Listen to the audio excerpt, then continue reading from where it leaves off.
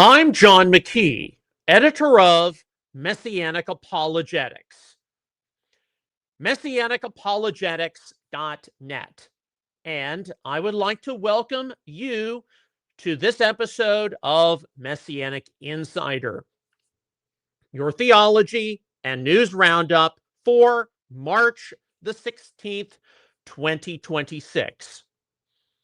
Today, we're going to be discussing Israel needs as many friends as it can get right now.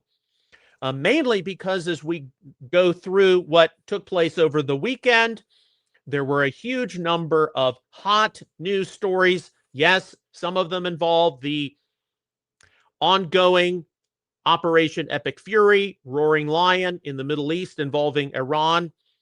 But there were also some news stories which we've got to catalog, we've got to just talk through, involving Israel, Judaism, the Jewish people.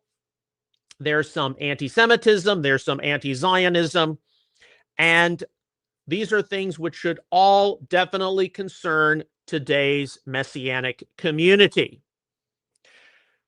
Now, on Thursday, of course, there was the incident in West Bloomfield, Michigan, at the Jewish synagogue there. I hope at your Messianic congregation or synagogue over the weekend, there was some mention made of it, because these are things, unfortunately, we're going to see in increasing fervor. We're going to see them happen more frequently, not less. And these are different road signs regarding when we are on the end time scenario. All right, so before we get into our subject matter today, we do this every Monday, try to do it every Monday at least. Be sure to go to the Messianic Apologetics website, Messianicapologetics.net. Here in the right-hand column, you see blog notifications. Be automatically notified by email when Messianic Apologetics is updated. Put your email address in there, hit subscribe, and then you'll be asked to confirm. That is via WordPress. So you'll be automatically notified when we post something new or when we add something from our archives. That's different than our email announcement list, which you can subscribe to by clicking on the envelope icon in the upper right-hand corner right there. That's via Constant Contact. All right, so we do have a lot of hot news, and that is what has caused me to choose for our theology roundup the subject, Israel needs as many friends as it can get right now.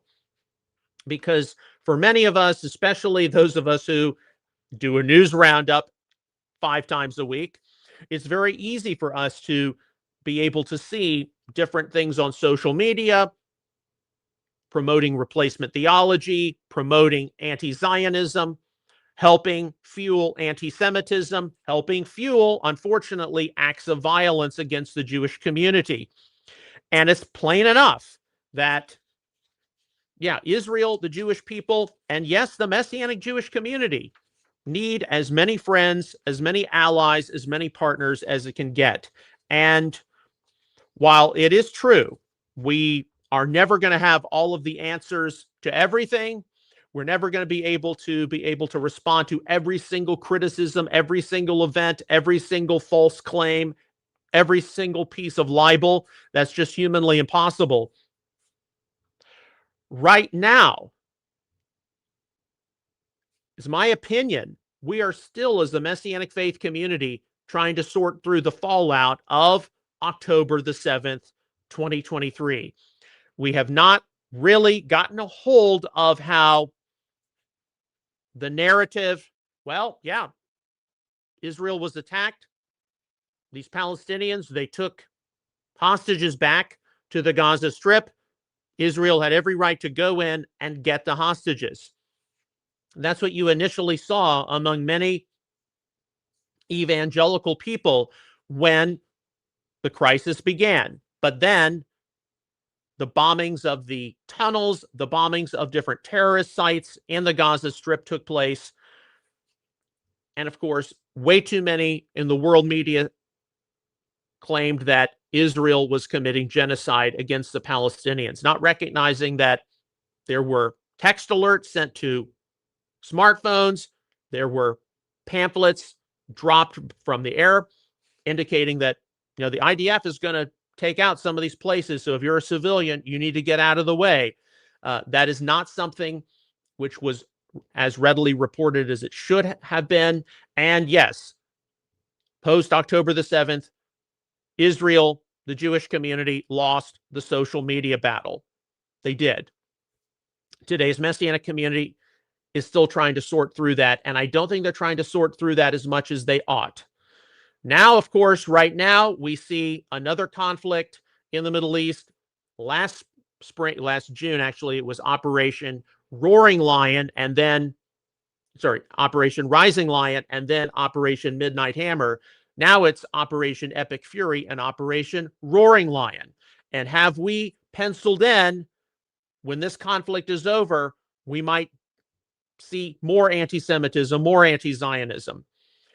And we've got a number of stories which we have to report on, which we have to note, which help us to, put our two fingers on the pulse of the world, gain a feel for what the barometer is.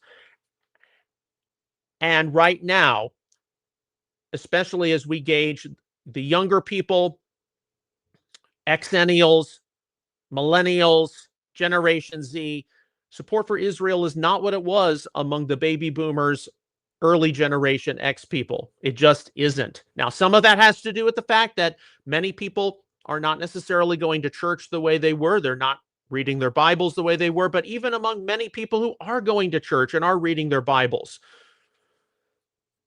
the time is ticking. The cat is out of the bag, especially with some of the different influencers out there, different personalities, Candace Owens, Tucker Carlson. Now we're having to sort through people like Megyn Kelly and others who have kind of all jumped on the replacement theology bandwagon and are really out there questioning, in a very unfair and unreasonable way, in my opinion, U.S. support for Israel based on certain interpretations of Holy Scripture. Now, some of these challenges we see regarding growing anti-Semitism and anti-Zionism, they're old, but they're also new because they are in new forms. You look out at some of the leaders within today's Messianic congregations and synagogues. If they are older, if they are my parents' age, if they are in their late 60s to late 70s, they're not as attuned to what's going on social media the way someone who is in his or her 20s, 30s, 40s, and 50s is. Excuse me. And so they're not as geared to looking at platforms like Instagram or X the way I am. They're just not. And so because of that, they may not be familiar with some of the things younger people are talking about. That does present some potential problems. Likewise, what do we think about where we are today and where we are going? How many people have really processed the Messianic community, being part of the Messianic movement? It's not like being part of some, evangelical denomination.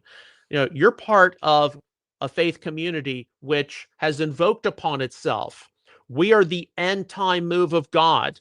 And because of that, we are supposed to be facilitating the Romans 9, 10, and 11, all Israel will be saved, trajectory of salvation history. Along with that, we are supposed to be heralding the return of Israel's Messiah, Yeshua, to the earth. And it's that Messianic mission, Jewish outreach, Jewish evangelism, Israel solidarity, which is to kind of be the fuel of all of this. And if you believe yourself to be part of some end time move of God, don't be surprised to see these things, and don't try to avoid them either. And I know some people are trying to avoid them. I know others are not. I know that as I look at this time of year, mid to late March, it was 34 years ago that My sister Maggie was getting ready to be born. And it was also at this time of year that my father was getting ready to be diagnosed with cancer. And my parents never hid my father's cancer diagnosis from my sister Jane and myself. We were aware of the treatments he received. And by the way, we were there when he died at the hospital. And we were there when we had to go to the funeral home and the cemetery and arrange everything. So the way I was raised is, you don't hide from inconvenient, difficult things. You do your best to work through them because there's likely going to be something that you gain experientially as a human being from that. You're going to learn important values. You're going to learn important things which are going to affect your worldview for the future. And indeed, some of those experiences, and maybe 34 years from them, we don't hide from this kind of stuff. We don't hide from the difficulties the world is facing. We don't hide from the way things are. Some people do. Oh, this will just blow over. Some cases, they don't blow over. Now, right now, I know that, and this has just been an ongoing matter, an ongoing issue in today's Messianic experience. What do we do about all of the, non-Jewish believers in the Messianic community? Why are they here? Are they here to outnumber, replace, displace the Messianic Jewish believers? I think it is fair to say some of them are. Especially those who have a one law, one Torah theology. They don't think there's any difference of any kind between themselves and a natural born Jew. There are other people who, like my family, yes, the initial pull into the Messianic community was to partake of Jesus in the feasts, understand the significance of the Old Testament, the weekly Torah readings, a Shabbat rest. But in time, that transitioned over to, hey, I might be a wild branch grafted into the olive tree, but I also have a significant responsibility to co-labor and work alongside my Messianic Jewish brothers and sisters in what? The salvation of the Jewish people and restoration of Israel. And I think that there are people who they go through a multi-year process where they get to that point in their Messianic experience. And that's very important for when we are today. Because as I said, Israel needs all the friends and allies it can get right now.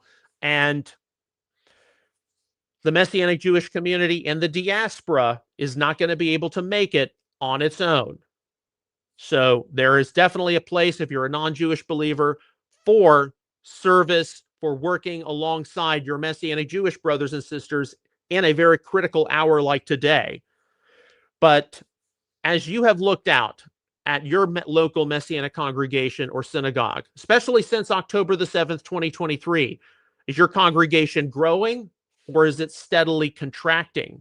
How many people who were once there, who came from a church background, are no longer there? And it's not because, well, they got a job transfer or they live too far away and gas prices are too expensive, so they don't come as frequently as they did. Or how many have left because it's not as convenient as it used to be associated with a label like Israel or Judaism or Jewish or something like that.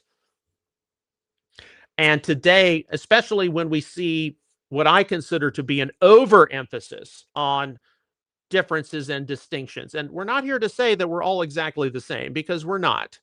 There are various natural differences and distinctions between Jewish people, non-Jewish people, just as between males and females.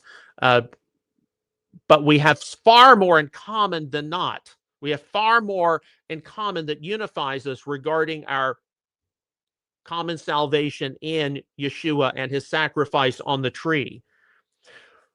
When we go into this very difficult season up ahead, and you see people overemphasizing differences and distinctions, and again, I'm not saying that there are not differences and distinctions, but when you see them overemphasized, is that going to see potential friends and allies of Israel and the Jewish people, the Messianic Jewish community, want to stay? Or are some going to say, okay, that's enough? And I don't think some of us are ready for that discussion right now, but we're going to have it. And ultimately, it is going to come down to, as I've said many times before, each Messianic congregation, synagogue, assembly has to be evaluated on its own merits. And for some people, that's easy to understand. I've got my Messianic experience at my congregation. Another congregation might be completely different. And that in some ways does reflect many of the dynamics of the Jewish community. But right now we're in a very tenuous time. There are things being said on social media. There are things which are circulating, which 2 to 3 years ago we were not ready for. They do involve that critical question of Israel. And no, the state of Israel, the Jewish community, it's not perfect. All of us are affected by the fall. We are all affected by the influences of sin. The state of Israel in some of these conflicts has made mistakes, just like the United States right now, Operation Epic Fury. It's going to make mistakes, okay? But the question of Israel, the question of the modern state of Israel, and how that will eventually give way to the restored Messianic kingdom, that is a matter on which many are going to rise or fall. And I think that as we go through, excuse me, the news roundup for today, as we go through a number of the things which I have encountered on social media passively. I haven't, I don't go out hunting for these things. I obviously am going to look at a feed on Instagram or X. Some of you all contact me directly. Hey, go look at this. As I look at some of these things, I am concerned, and we should all be concerned. And when you go to your Messianic congregation, many of you will have some kind of thing on Wednesday during the middle of the week, Bible study, Torah study, prayer group, whatever it is. Certainly next weekend for Shabbat, take some of these things to serious heart. Are we going to be losing people because, number one, we're not addressing the when we are questions? Are we going to be losing people because we're overemphasizing differences? And what do we do to make sure we are up to speed with what is happening, whether it's in the Middle East or out in the diaspora? Okay, I think I put the news roundup banner up too soon, but the news roundup. We do the news roundup after the theology roundup because, of course, the news is time sensitive and it changes from day to day. Right now, with Operation Epic Fury, Roaring Lion with Iran, it literally is changing hour to hour. And so it is humanly impossible to stay up with every single thing which is being reported on. But we started the news roundup last year because a lot of people were not familiar with what was going on. And these are from, open source materials. They're not from, well, I know a guy, blah, blah, blah. No, no, no, no, no. There is enough which can be known to the average person very easily from credible sources. And it gives us enough to think about and enough to talk about. So, number one, right now, we need to be praying for peace. Israel, Gaza, the Middle East, Iran. Pray for all the believers involved. Pray for all the civilians involved. Number two, Russia and Ukraine.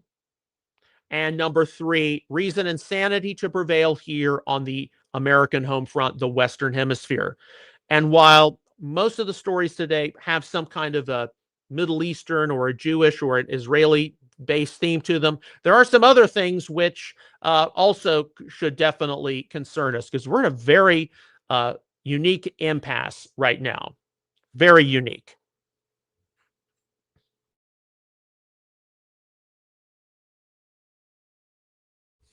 Okay, so all the news stories I'm about to go through, these will be listed for you to look at later today when this episode is archived at messianicapologetics.net. You can check out the different links, watch the different clips, look at the different news stories in their entirety.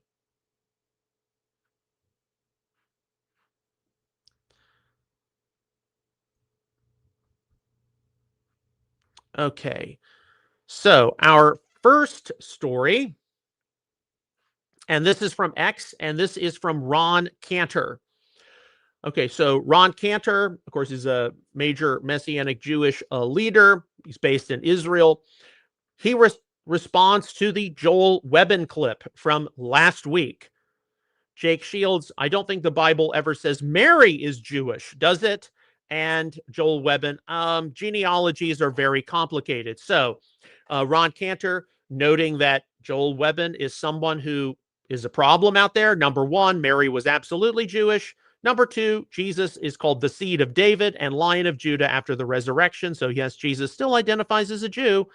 Number three, Mary was absolutely Jewish, and you can read the rest of this later on. But this Joel Webben clip, this has gotten so many responses out there from people on social media, going all the way to Senator Ted Cruz, as we mentioned on Friday, our senator here from the state of Texas.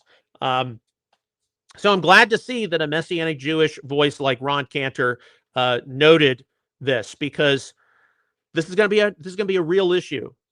You know, the issue of Israel, the issue of even the Jewishness of our Messiah himself, the Jewishness of Mary, it's becoming an issue.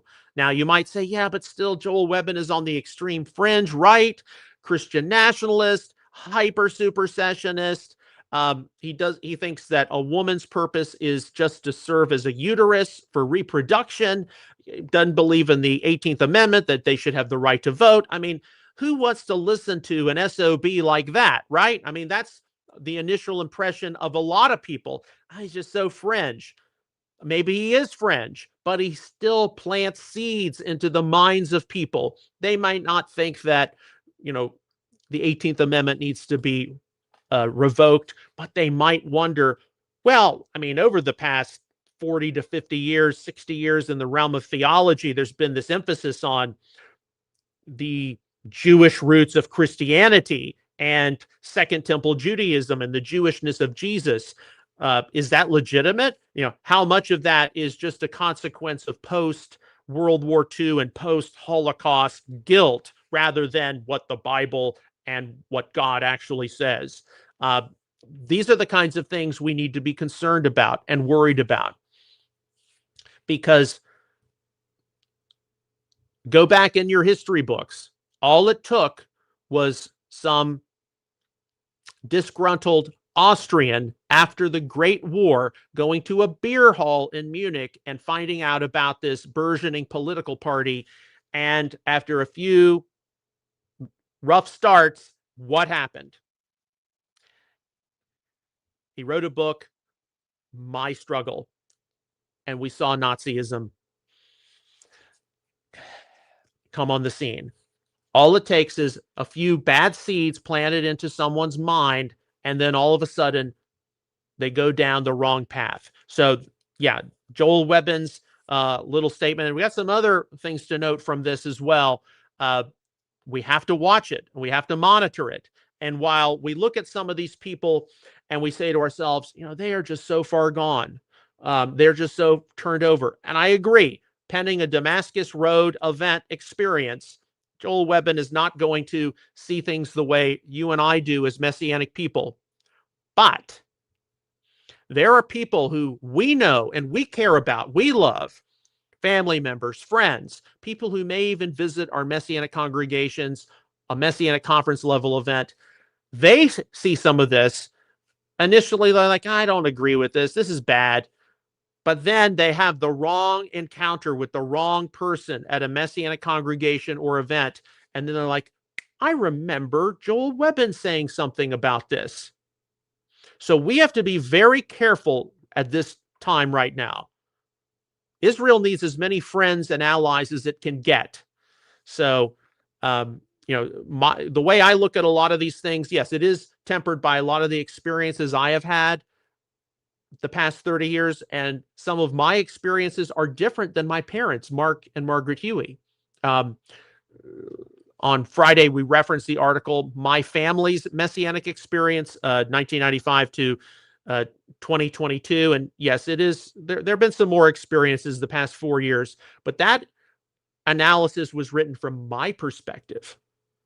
and some of my experiences. Now, I've never been tempted by a Joel Webb, and I've never been tempted by some of those people, but I've had some negative experiences where I've had to, pause, and I've been like, okay, what are we doing here? And why are we here? It's to serve as a co-laborer with Messianic Jewish believers as we approach the Lord's return. Okay. Our next story. This comes from My Charisma on the 13th of March. So this would have been posted after our live stream on Friday. Could the tribulation begin in 2030? Biblical prophecy timeline points to warning signs. Now, of course, I have seen end time speculation and date setting since the late 1990s. But here, this article opens up with a prominent prophecy teacher says biblical patterns, astronomical signs in the Jewish calendar may point to a possible tribulation window beginning within the next few years. And it references Mark Biltz. Biltz argues that a combination of biblical prophecy, Jewish calendar cycles, and astronomical events suggests the early 2030s may be a critical period. Okay, so, and then you can, of course, also look at some of the other things stated here. Now, this is independent of this article, but I know many have been influenced by the presentation Messiah 2030. I actually just went and got the book a couple of months ago, Messiah 2030, the prophetic Messianic timeline. And I'm going to preface my comment with this. I believe we're in the last days. I believe we're getting closer and closer to Yeshua's return. Not a problem. We wouldn't have the news roundup if I didn't believe that. And the issue of the end times, Yeshua's return, has always been connected to our family's Messianic involvement. Because, to be honest, if it were not for the end times, I could easily justify, there are a lot of things in the Messianic community I don't like. Why don't we just go to a nice evangelical church and do Shabbat on the side and the festivals on the side? And they probably won't ask about what we eat now because all the vegans out there. I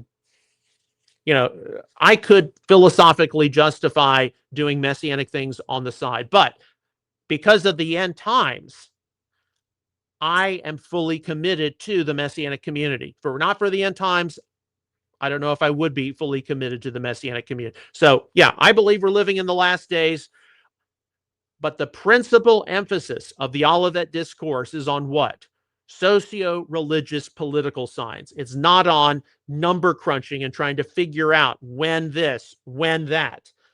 Messiah 2030, when I flipped through this, I didn't have the patience to watch their presentation, but I could flip through their presentation. As soon as I saw the so-called 6,000 year doctrine, I put it down, because that is something which really fueled a lot of the false end-time speculation in the late 1990s and around the turn of the millennium. That is going to be something we will have to see fully jettisoned from our end-time scenario.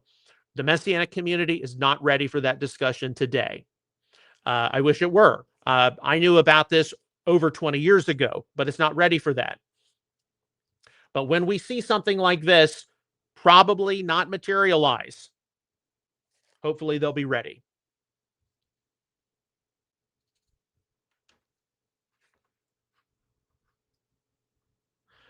Okay, from the White House. This is from the 13th of March, 6:13 p.m. The president, moments ago, at my direction, the United States Central Command executed one of the most powerful bombing raids in the history of the Middle East and totally obliterated every military target in Iran's crown jewel, Karg Island. And of course, that's one of their main oil and gas depots where tankers fill up and then they go out to the world market. So, yeah, this is a huge development in Operation Epic Fury.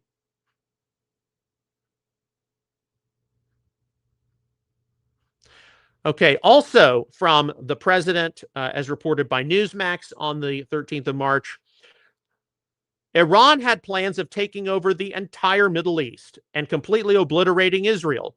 Just like Iran itself, those plans are now dead. So that's kind of a follow-up to what was just said. And I note these news stories as I encounter them on social media.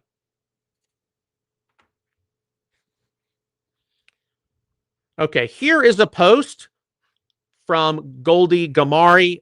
She is based in Canada. She is Iranian. She has a lot of good information regarding the situation in Iran. So here she reposts something from Reza Pahlavi, the exiled crown prince. You can read it all in its entirety later, but here, and this was posted March the 14th, so Saturday, 7:13 a.m. To ensure that Iran does not suffer a disruption in the administration of the country following the fall of the Islamic Republic, two important tasks have been underway simultaneously over the past months. First, the development of a clear plan for governing the country within the framework of the Iran Prosperity Project. Second, the identification and selection of worthy women and men to participate in the transition team and implement this plan. So, yeah, a lot of what people have been waiting on for the downfall of the Iranian Republic is not just all the planning regarding, okay, who needs to be taken out, what needs to be taken out, and what do we do with the IRGC? What do we do with the population and getting them ready to hopefully overthrow this regime? What do we do on the day after all of this? Because it's not just enough to take out the Iranian Republic, the Islamic Republic. You have to then have a plan in place to transition to the successor state, the successor system. And while there was a previous Iranian constitution, a constitutional style monarchy, what's going to be best for the people of Iran in 2026, 2027, the late 2020s? So we keep up to speed with what is happening. We know that you remove the Islamic Republic, you remove its nuclear aspirations, its ballistic missile program, the ability for it to fund terror proxies. Some of those things are just going to get reshifted in the Middle East and elsewhere in the world. They're not going to completely go away, but at least one major threat has been removed. And just like Yeshua said, the end times are going to be like birth pains, labor pains. Labor pains come in waves. So we go from one major pain to then a period of relief. Okay, here's something very useful to keep in mind. This came across my newsfeed, especially as we're going to be noting in a few moments some stories regarding extraterrestrial disclosure. This is an interview by Eric Metaxas and Hugh Ross of Reasons to Believe. Hugh Ross of Reasons to Believe is one of the major voices out there who promotes an old earth creation model. He looks at the 6 Yamim of Genesis 1 as being long periods of time. He denies evolution, but does accept an ancient universe in the billions of years. This is a point of view that you will encounter many evangelicals adhere to. There have been a few people, myself included, in the Messianic community who adhere to this model. But here, just to get briefly familiar with this, how does the book of Genesis line up with modern science? In this Socrates in the City conversation, Eric Metaxas is joined by astrophysicist Hugh Ross as they explore the surprising truths found in the Bible. To explore the multitude of ways Genesis gets the science right, but still challenges us, from the origins of the universe to the reality of the Ice Age, along with a personal story about Ross's Gideon's Bible that's been carried for years. So as we enter into the future, and as more information comes out about the universe, I mean, we are in the year 2026 now. Certainly at my late father's Sunday school class, 1987 to 1992, different views of early Genesis could be discussed. And none of them would be looked at as a salvation issue. They might be looked at as reliability of the Bible issues, but not a salvation issue. This is not still in now 2026 exploring all the different points of view, at least as a matter of a theological survey.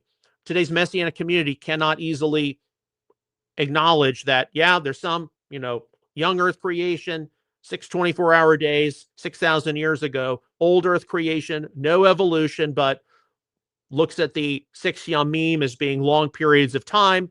There is some poetry in early Genesis. And then, of course, you got theistic evolution, which looks at early Genesis as widely poetry and explains why we got here, but not how we got here. And yet, I mentioned this to someone at my local congregation this past weekend. You know, most Jewish people who believe in God, because a lot of them don't, but those who believe in, they believe in some kind of evolution for the emergence of the human species.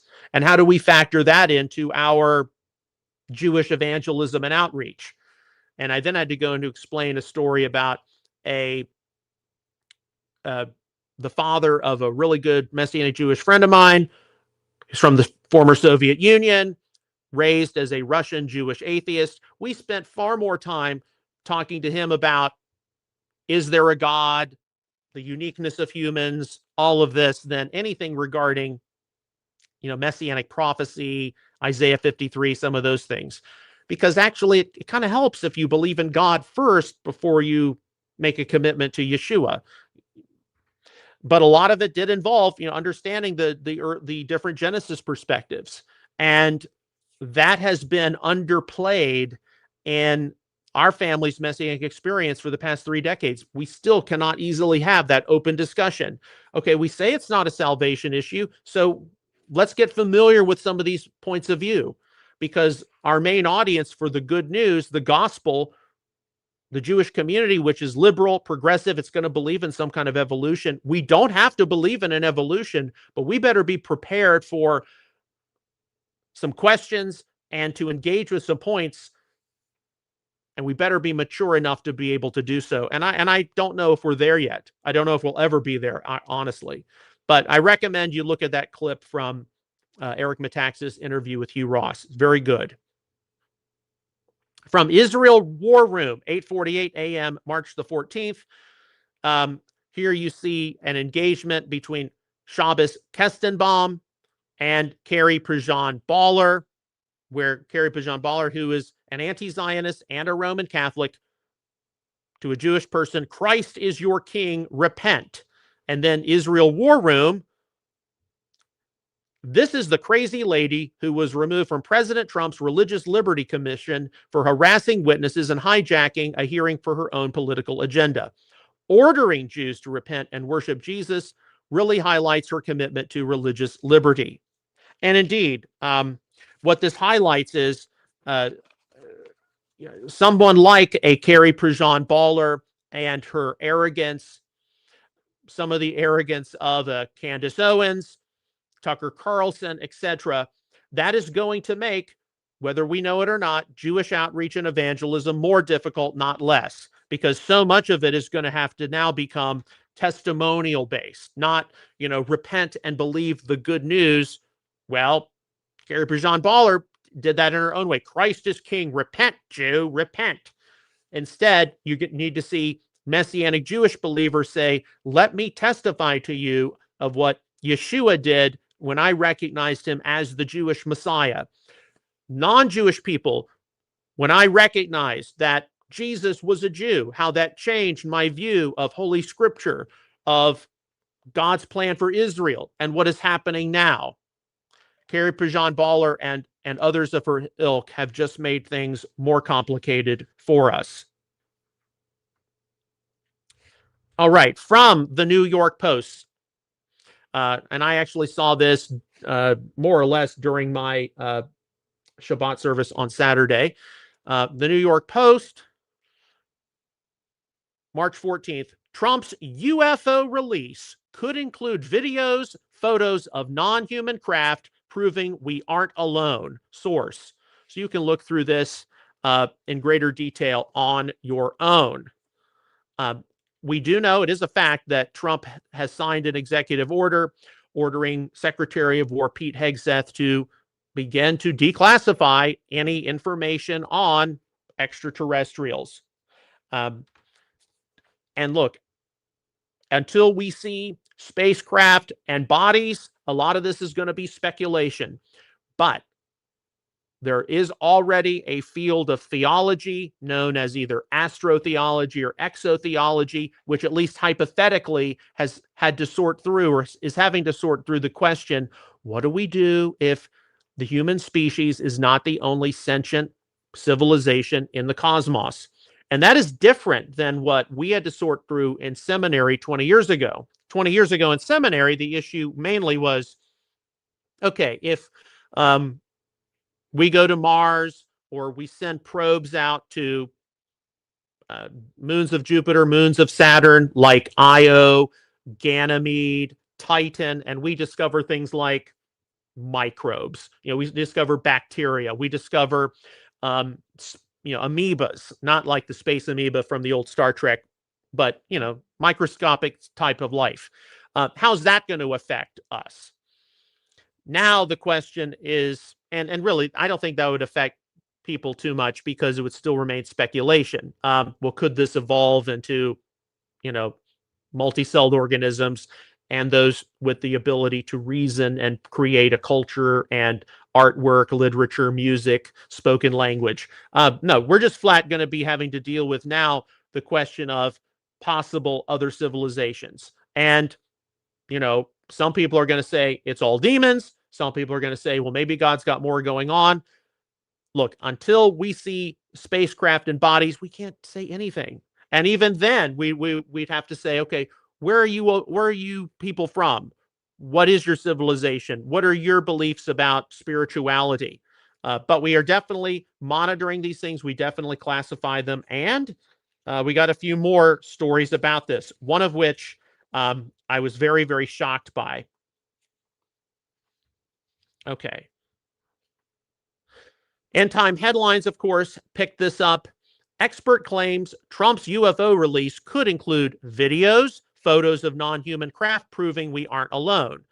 Reports are surfacing that President Trump's directive to open the UFO archives could release more than just redacted memos.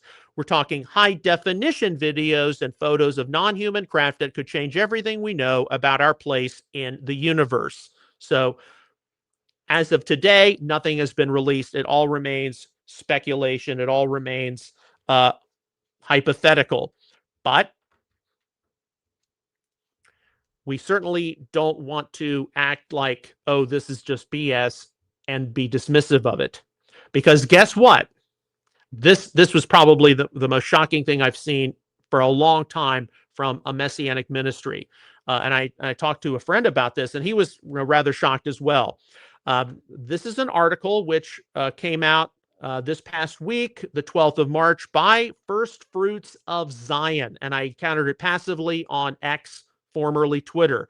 And I recommend you read it yourself to get your own, feel for it and your own opinion. But this was an article, Cracks in the Matrix.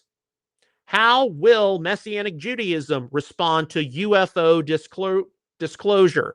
Now, I'm not the only person who has at least acknowledged that there are going to be questions raised about extraterrestrials, other civilizations, etc., from government archives in all probability. But here, read through this article. Come to your own conclusion, your own opinion. But to just briefly summarize, the author of this article, Derek Limbaugh, affirms right out of the chute he believes in extraterrestrials. Likewise, he acknowledges that many people in the religious world, if that were to happen, would just dismiss it all as being Satan, demons, etc. And then one of the conclusions he comes to regarding this is that Messianic Judaism should be turning to the Jewish mystical tradition to find some answers regarding this. Now, as I said, there are going to be a lot of people who are sorting through this question in the days to come. So I'm not surprised to see someone suggest that, well, the answer to it is going to be found in the Jewish mystical tradition. Certainly, the question of, is the human species the only sentient civilization in the universe? That is an ancient question going back millennia, and has doubtlessly been asked by different religious groups, philosophers, scholars, etc. Most of the people I have dealt with, even believers who are at least on a hypothetical level open to the idea that, well, maybe God's got other stories playing out in the universe, They would not come to that conclusion from, well, Jewish mysticism, things like the Zohar might allude to it. They're looking at it from more the rationalist, scientific approach. Well, the universe is so vast, the universe is so big, it's human arrogance or human ignorance to think that we're the only ones. That's the perspective they have. And I've said, look, as we look at information as it comes out, we might indeed all come to the conclusion that this is a evil counterfeit of some kind. But we have to let this thing play out, and we have to see what other people are saying.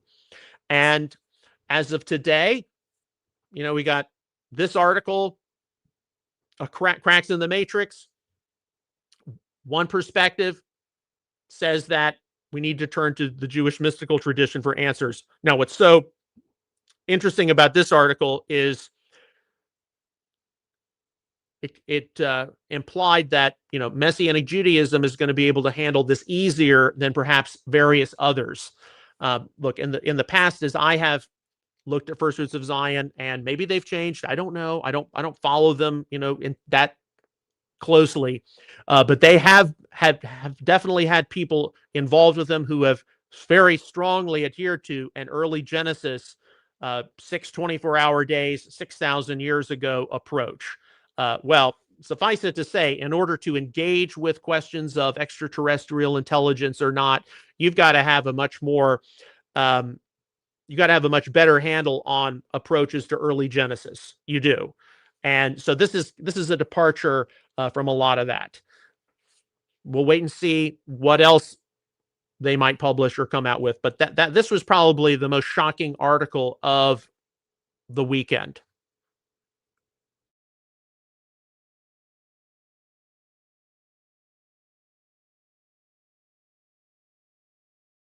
Okay, our next story, and this is an opinion piece from the Jerusalem Post from 2 days ago. So this was on the 14th of March.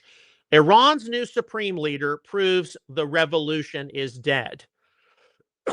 And that would be a reference, of course, to the 1979 Iranian Revolution. Opinion: Iran's revolution just crowned exactly what it swore to destroy.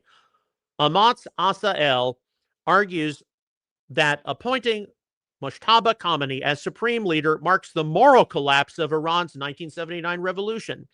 The selection defies Ayatollah Khamenei's, that's the first one, explicit ban on hereditary succession, and the new leader lacks the religious credentials the role demands.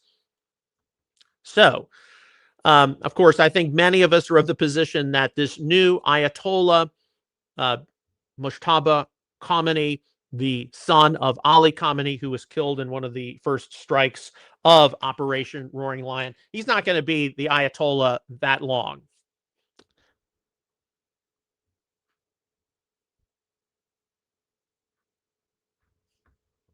Okay. Our next story, back to the whole extraterrestrial UFO question, from The Hollywood Reporter. This is from March the 13th, but I didn't see it until Saturday. Okay. Steven Spielberg on UFOs. I have a strong suspicion we're not alone on Earth right now. Okay, that's much different than they're out there someplace. Not alone on Earth right now. The byline: the filmmaker weighed in on aliens and his career during a keynote appearance at South by Southwest Film and TV Festival on Friday.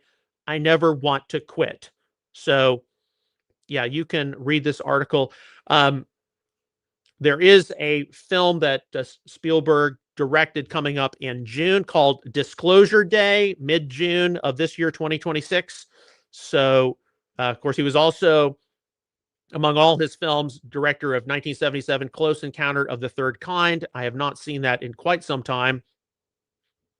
I suspect I'm going to have to.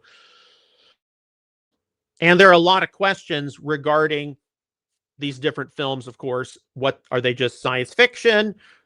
Do people want to get a particular message out?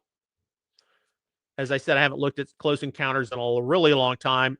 It's almost 50 years old. Just like Star Wars is almost 50 years old, the original one. Wow. Okay, back to Earth from Newsmax, the 14th of March. Open and safe. President Trump said Saturday that multiple countries will send warships alongside the United States to ensure the Strait of Hormuz remains open amid tensions with Iran. Okay, this is an ongoing point of the Iranian conflict right now, the Strait of Hormuz, which any ship has to transverse in order to go in and out of the Persian Gulf. A fifth of all the world's oil and gas goes through the Strait of Hormuz. What countries are going to be willing to help protect commercial traffic?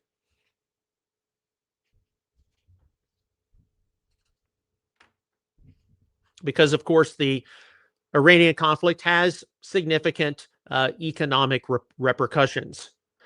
Okay, and this is reposting a clip, 1 minute, 34 seconds from I-24 News, Benjamin Netanyahu. Netanyahu declares that Iran war is not only turning Israel into a quote-unquote regional superpower, but into a quote-unquote global superpower. So the X channel called Evangelical Dark Web, which, by the way, not really friendly to Israel or Zionism. Multipolarity is a myth, but elevating a rogue state that is increasingly becoming religiously fanatical is a bad idea. So yes, this would represent more, of course, Christ is king, more that Christian nationalist right-wing approach, and they take note of what is happening in the state of Israel, and they think that the state of Israel's got far too much power, far too much influence, and is a potential danger. Along with that, here is a clip recently, Joel Webbin. You also see Calvin Robinson in this clip. It's only 19 seconds. It's from Saturday morning, 10:32 a.m. So I recommend you watch it. But here, the observation made on the X channel, Hilaire Nerus. Imagine if this were your pastor. Imagine this much infatuation with the JQ. That's the Jewish question. Imagine this much spiteful bigotry against one group of people. Imagine this dense. So, and of course, he concludes, or this channel concludes, drop the pastor shtick and just be a podcaster. Joel Webbin and others know that Jew hatred, Israel hatred, Zionist hatred will get you a lot of attention. And as I said before, yeah, a lot of us might just be inclined to dismiss this guy. He's an opportunist. He's harping on old false narratives, but he still plants seeds in people. Maybe they won't go as far as he will, but how many people are, when they hear a statement, when they hear a remark made, are going to then begin to, well, what is the perspective of Jesus on the Jews? And are they going to be influenced by some of the academic trends and, I don't know, the new perspective of Paul, or Paul, Jesus within Judaism, or are they going to be more affected by what we've seen for many centuries of Christian thought, which has been supersessionist and unfortunately anti-Semitic in various degrees? Okay, here is one reaction from the recent interview, and to be fair, this is from Tucker Carlson and Carrie Prejean Baller. I did not watch this interview, so I'm not going to respond to specific things from this interview, but this person raised some things which I thought we needed to just pass on anyway.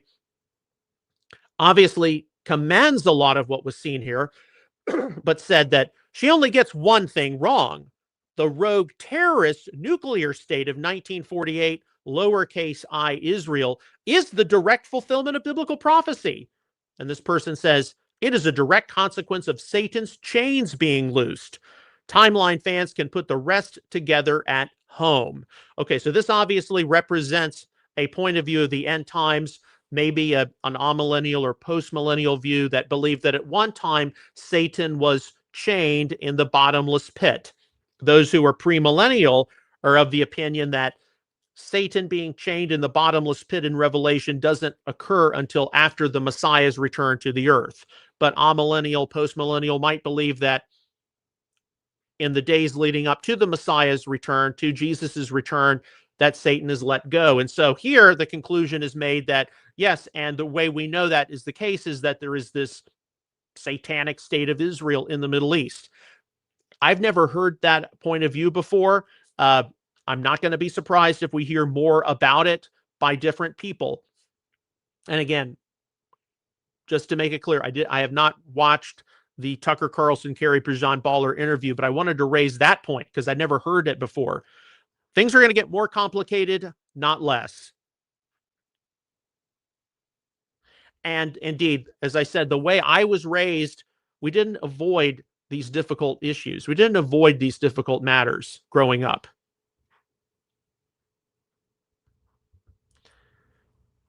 Okay, from the New York Post, the 14th of March. This would have been on Saturday. The headline, breaking, any country except for the U.S. and Israel can pass through the Strait of Hormuz, Iranian foreign minister says. Of course, the issue of commercial traffic passing through the Strait of Hormuz, this is something which we've seen go back and forth, very much over the past few weeks. Also from the New York Post, March the 14th, the headline, exiled crown prince says he's ready to lead Iran's transition as soon as the Islamic Republic falls. Okay, so this is one of the newer headlines regarding this. This is not a surprise either. So we definitely know things are in motion. Once the Islamic Republic falls, what some of the transition might look like.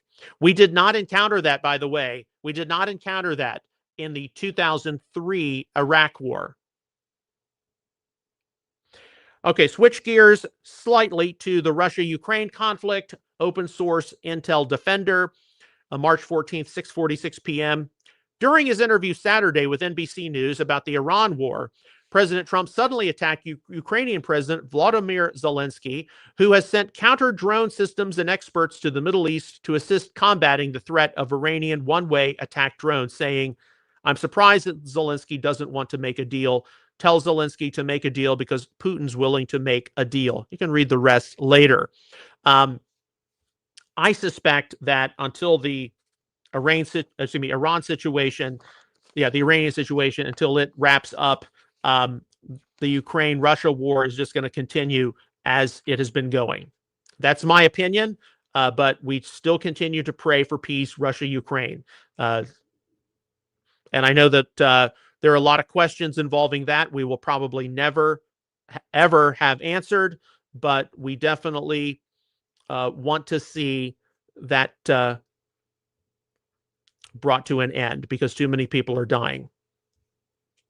Okay, open source Intel, March the 14th at 6:44 p.m. U.S. President Donald Trump on Iran.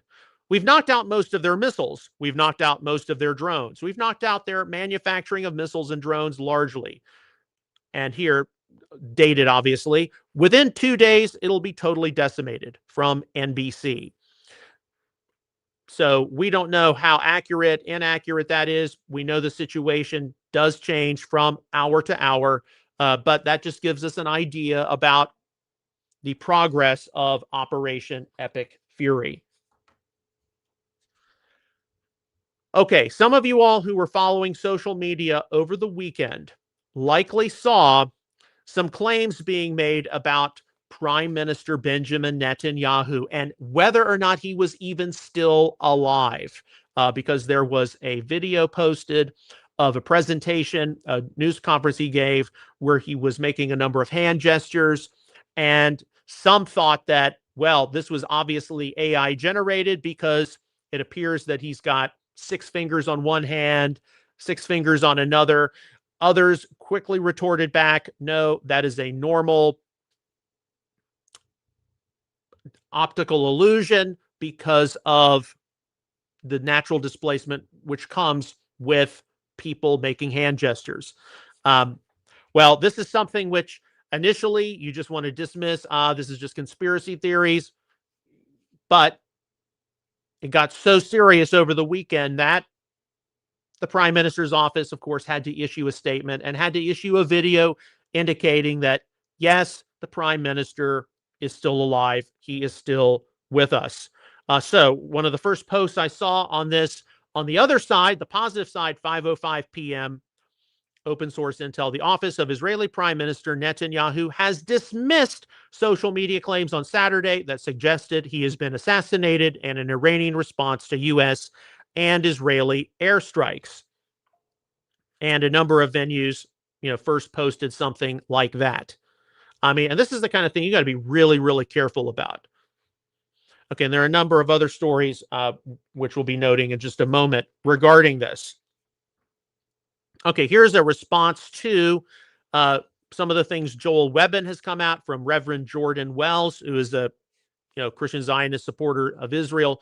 Exposed false pastor Joel Webbin refuses to call Jesus Jewish. Here's why that's blasphemous heresy. And he goes into some detail here, but mentions things that we as the Messianic community all agree on and affirm. Born to a Jewish mother, circumcised on the 8th day, raised in a devout Jewish home, spoke Aramaic and likely Hebrew, dressed as a Jew, wore tzitzit fringes on his garment, attended synagogue and taught there, kept every Jewish festival, Passover, mentions Hanukkah, Sukkot, Tabernacles, observed Torah and Sabbath, prayed Jewish prayers, called rabbi, debated with Pharisees and Sadducees. His disciples were all Jewish. The New Testament authors were mostly Jewish. Wept over Jerusalem. I think that's probably one of the most important ones. So, and I know that Jordan Wells has written a book. I got it on my Amazon wish list now, because right now I know everyone is having to sort through the Israel question, the supersessionist question. It's all post October the 7th. So this isn't just hypothetical. It's situational to events which are occurring in the world. And as I said, people like Joel Webbin and others, maybe they can be dismissed. They're too extreme, they're too right wing, but they still plant bad seeds into the minds of different people. And I know that as I prepare to wrap up some things I've been working on right now, the question of, well, what are we going to do next? And how are we going to confront supersessionism, replacement theology, the Messianic mission? Those are questions I'm having to pray about before the Lord, and I'll keep you posted on that. Do we write a book? Do we write more FAQs? Do we just stay with the news cycle right now? Because there's going to be something that far exceeds the crap and libel of a Joel Webbin, a Father Calvin Robinson, a Dale Partridge. Who knows? The Western Hemisphere, Visegrad 24, on the 14th of March.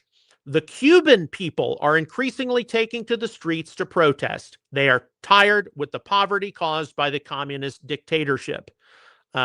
So this is, of course, a direct consequence of the apprehension at the beginning of the year of Nicolas Maduro of Venezuela, because Venezuela was supplying Cuba with huge amount of its oil supply, as well as giving it financial support. So now that the Venezuelan regime has become more positive to the United States, what's going to happen now with Cuba? And I know that there are a lot of Cuban people, a lot of Cuban believers who want to see the communist regime come to an end. And indeed, I've certainly had discussions with my parents about the Cuban Missile Crisis. I know people who escaped from Cuba. Our own Secretary of State, Marco Rubio, is from Cuba. So we just have to wait and see what's going to happen with that.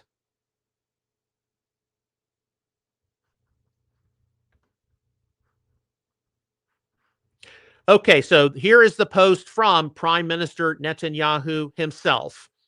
This is a 1-minute clip from him going to a coffee shop in Jerusalem. They say I'm what? Watch, and you can watch this. And as of right now, according to this, there have been 69.6 million views. Remember, there are only around 10 million people in the state of Israel who live in Israel today. But yes, he does end up holding up his hands, demonstrating that, yes, I'm alive, I'm here. We got to remember, a lot of people right now in Israel, all over the region, they're underground in bunkers because of Operation Epic Fury Roaring Lion. There was a post, I'm not going to reference it, but you can go look it up. Ambassador Mike Huckabee talks about how he and his wife Janet have been in a bunker for 10 days. They've been eating off of a hot plate and from a microwave. So people are not easy. They can't easily get out and go shopping, go to their favorite coffee shop, their favorite stores, their favorite restaurants. And this is especially true of the Prime Minister of Israel. He's going to be one of the most carefully guarded people in the entire country, in the entire Middle East, even right now. Okay, but this was something that was such an internet sensation. Even a New York Post had to report Israeli Prime Minister Benjamin Netanyahu pokes fun at online assassination rumors. They say I'm what? And so much of this had to do with the distortion, which you will see on various recordings where it can appear that somebody has more than 5 fingers on one hand. Well, you can see very clearly I have all 10 fingers. But some people were claiming Netanyahu is either dead or incapacitated, and this is AI generated.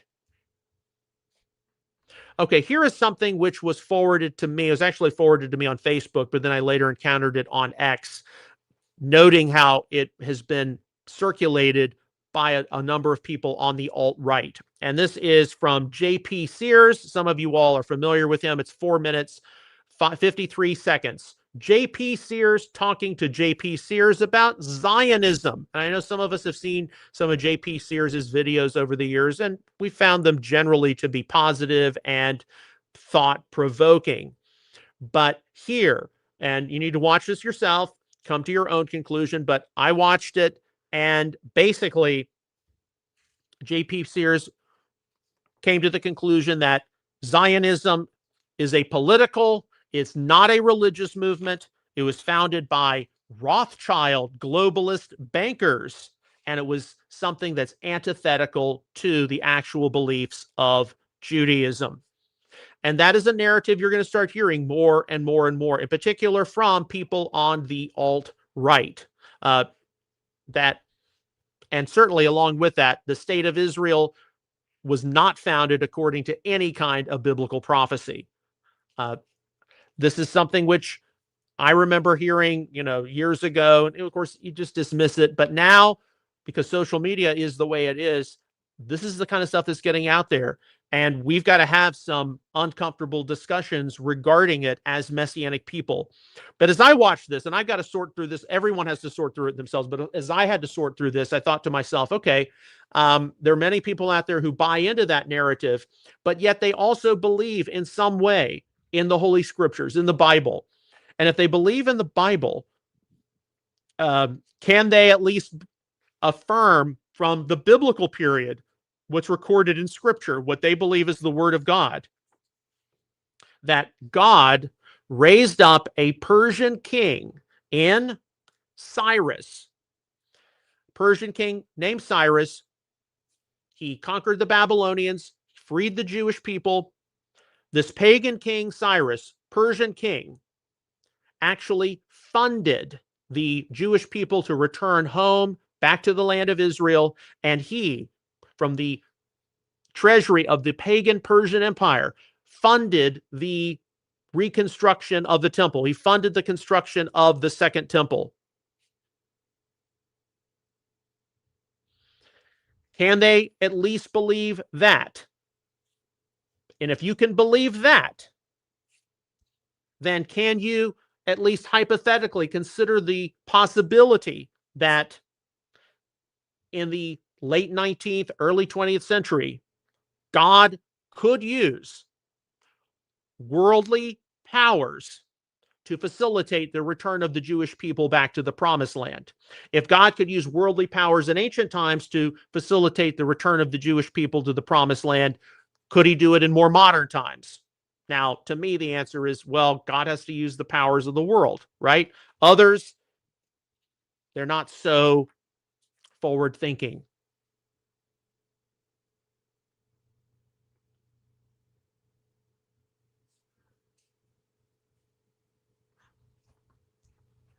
All right, from Open Source Intel. This is kind of an opinion, but one worthy of passing on. 1:21 p.m. yesterday, March 15th. This war should end by the end of the month. Keep hitting ballistic missile, nuclear, and military manufacturing sites, secure the shipping lanes, and degrade the IRGC and other repressive forces.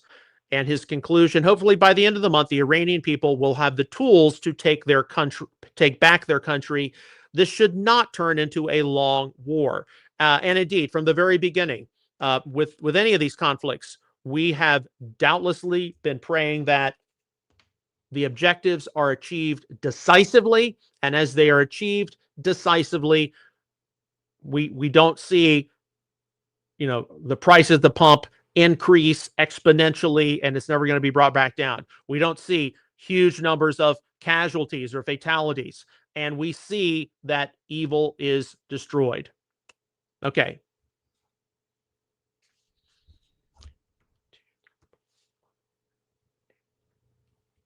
Okay, we got 11 more stories, and I will try to accelerate this. Okay, here's another one passing on. I'm passing it along for your information. Here we have Rich Tidwell goes on a rant. Jesus said they're not Jews but lie. What do you say? Revelation 3:9. Basically coming to the conclusion from those who say they are Jews but are not, but are a synagogue of Satan, that the vast majority of Jews today are of the synagogue of Satan. And here you have Tinashe Peter from his channel on X concluding, and I believe rightfully so, this new brand of conspiratorial anti-Zionist quote-unquote pastors is a new level of fringe and demonic. Indeed, the most you can push Revelation 3:9 or 2:9 is that there was a small group of Jews in Smyrna as well as in Philadelphia that persecuted the believers in Yeshua, the believers in Jesus, may have conspired with the Romans to see them turned into the government. And their activity was so bad that they were branded a synagogue of Satan. No different than how in Hosea, you see the northern kingdom, right? Ethnic Israelites called Lo Ami, not my people, by the God of Israel. You cannot claim from Revelation 2:7 or 3:9 that all Jewish people today, or the vast majority of Jewish people today, are of some synagogue of Satan. That is a misapplication of the text. And earlier in this year, we went through a 2-part series on synagogue of Satan. But yeah, we're going to see more and more of this, not less.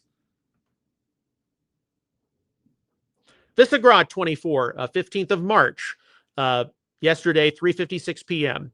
Wall Street Journal reports that the Trump administration plans to announce a multinational naval coalition to escort commercial ships through the Strait of Hormuz. Yes, and that is something which, as of going live today, is ongoing. But it is also true that there is a Trans-Arabian pipeline. I don't think that's the official name, but it goes across the Arabian Peninsula to around here. So tankers don't have to go all the way into the Persian Gulf to be filled and then go out of the Strait of Hormuz. So there is a depot here in the Red Sea where tankers can be filled up. But apparently that pipeline is now running at capacity. And I know, let's go back to the map for a moment. I also know that there's a lot of talk now of, is it possible that there could be some kind of a canal built in the UAE to totally go around the whole Strait of Hormuz? Even if there's peace in the Middle East and the Islamic Republic is overthrown, that would still be a good idea to consider. We'll wait and see what happens. From End Time Headlines, the 15th of March. Israel ready for the Antichrist and the Third Temple. Jewish rabbis in Israel are in high anticipation for what they believe is the Messiah and the construction of the third temple in Jerusalem. And the conclusion here is little do they know their quote unquote Messiah is the coming Antichrist who will set up his headquarters in this coming temple. And look, I'm actually of the position that for many in the Jewish community, that's going to be necessary because the anti-Messiah or Antichrist is going to turn on them. And that's the only way many are finally going to be able to see Yeshua for who he is as the true Messiah.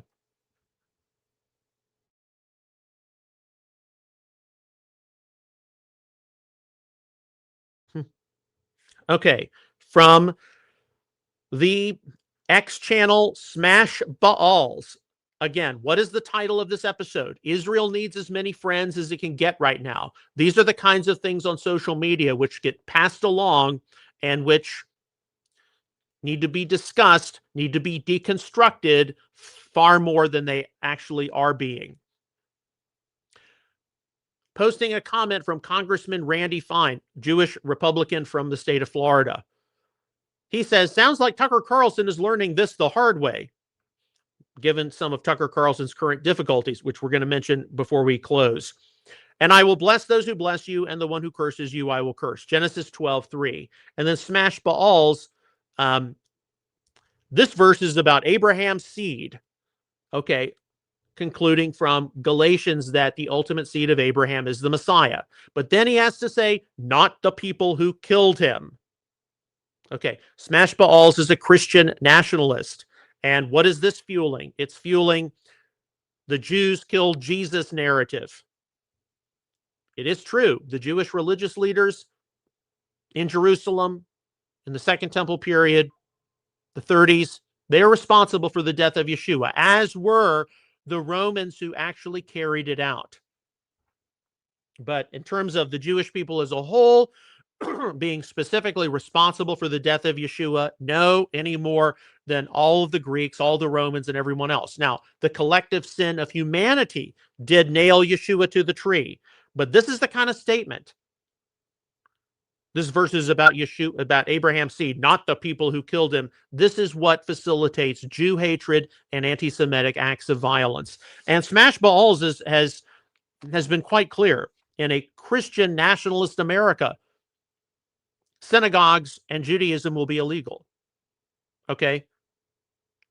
Now, maybe I'm wrong and my experience is different than yours, but I have never seen Smash Baals in some of the statements which are made by Smash Baals or some of these other channels mentioned in a Messianic congregation, synagogue, or conference level event. Now, is that just because some people are not paying attention to social media or they don't use it? Or is it because they're afraid? They're afraid of when we might possibly be.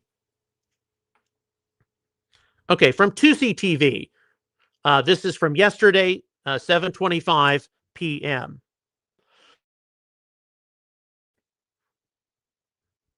So 2C says, breaking, tonight has seen the largest waves of attacks across Tehran. And then he says videos will be published later on live on 2C TV. So I recommend that you follow 2C TV. We're not going to post all the things that he posted on the bombings against the Islamic Republic. But he's a good source of information, as is open source intel based out of Israel. They post, I don't know, 40 or 50 times a day minimal. Likewise, open source intel defender doesn't post that much, but does post a lot as well. Those are really good sources to follow if you want to stay up to date hour to hour with a lot of what's going on. You know, when we go through this news roundup, I am not just making claims of, well, they are saying this and they are saying that. Well, who are the they? We try to make sure that everything is documented and you can go in and you can look at it for yourself, because there are a lot of people who just make claims and they don't back them up with any kind of evidence. Okay. From Visegrad 24, 7:31 p.m. March the 15th. Israel is about to call up 450,000 reserve soldiers for a large ground offensive against Hezbollah in southern Lebanon. Okay, we will wait and see what happens. Of course, Hezbollah is one of the major Iranian proxies, which need to be taken out along with the Islamic Republic. Okay, here's another clip of the interview that Eric Metaxas had with Hugh Ross. This came up last night. This is very useful to keep in mind as we catalog different approaches to the whole extraterrestrial phenomenon. Here, Hugh Ross basically concludes that, okay, so-called ET alien encounters, very harmful. They cause a lot of psychological damage to people and never benevolent, always harmful. People have claimed to have gotten messages through these beings, and says that a lot of the extraterrestrial stuff is really, really bad. So that helps many come to the conclusion that this is all demonic, this is all Satan.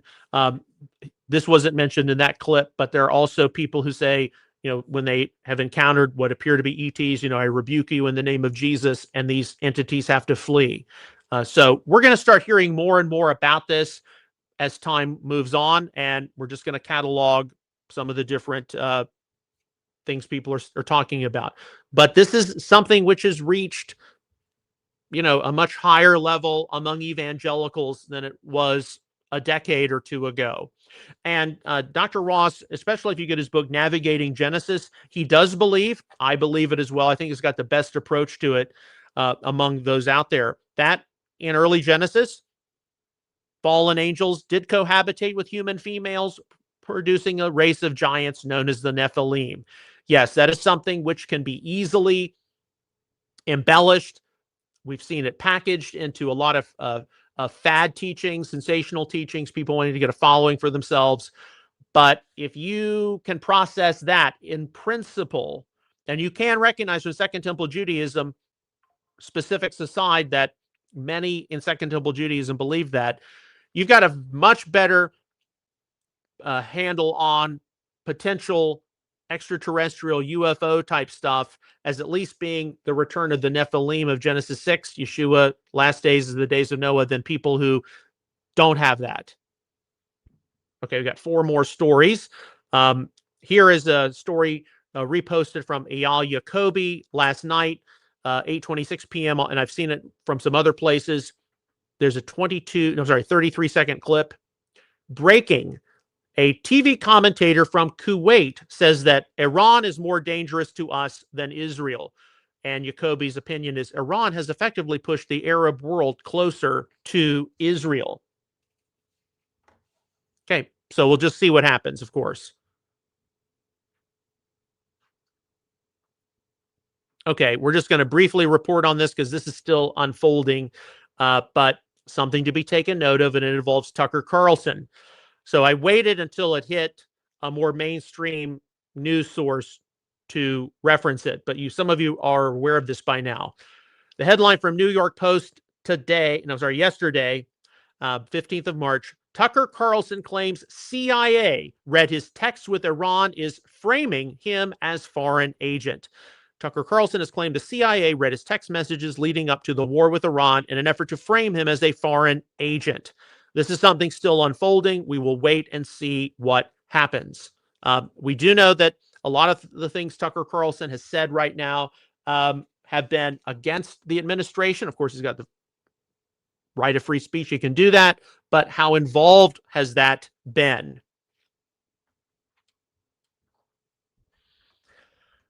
Okay, the question of Israel continues and it persists. This came across my news feed today, and it was posted on March the 16th today. It was from Desiring God, which means this is broadly the perspective of John Piper. Some of you all know who John Piper is. I'm not a huge fan of John Piper because of his Calvinism and his complementarianism, but now I'm really not a fan of John Piper. So, should Christians always stand with Israel? Now, you can read this all in its entirety in your spare time. He is not someone who thinks that the state of Israel needs to be abolished. However, he does note that a lot of Christians support Israel, and the statement which should get people rightfully concerned.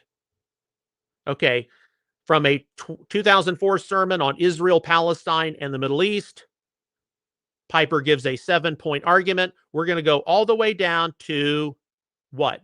Point 5. The secular state of Israel today, this is John Piper, may not claim a present divine right to the land, and they should seek peaceful settlements based not on present divine rights, but on international principles of justice, mercy, and practical feasibility.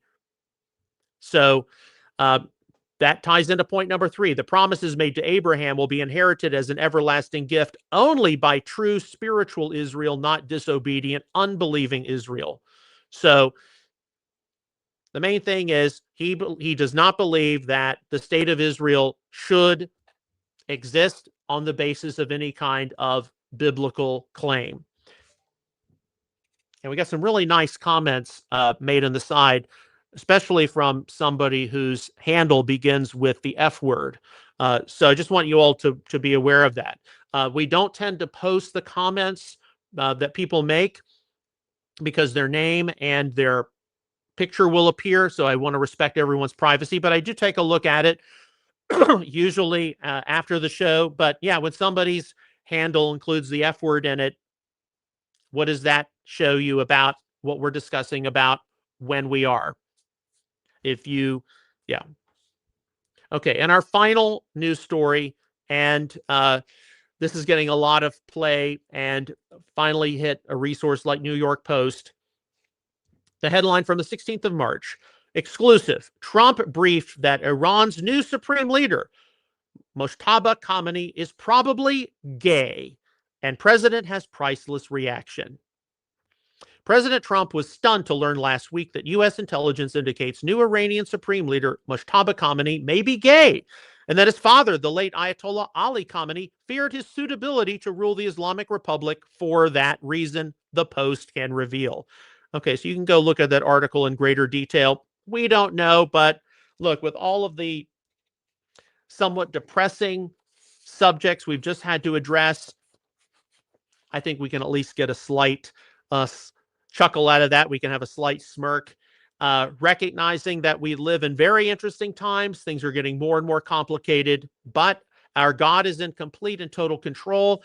And while I at times can appear to be negative or critical, it's with the purpose of shaking us up out of our complacency and to get plugged into the plan and purposes of our King. That is what our purpose is here, because Messiah is king, and not only is he king, but he is coming to rule and reign from Jerusalem over a restored Israel and over those who are connected to Israel.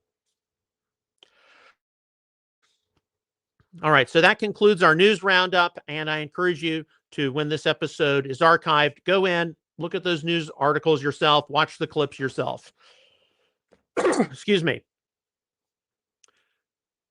As always, on behalf of Messianic Apologetics, I would like to sincerely thank you for your ongoing prayers, encouragement, and support for all of our ministry activities.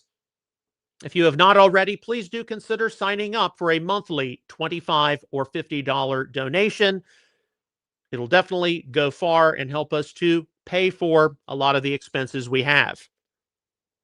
If you have not already, please do visit my website, MessianicApologetics.net, where you can access a wide array of articles, frequently asked questions entries, different back issues of our newsletter, Outreach Israel News, different back episodes of Messianic Insider, and different McKee Moment shorts.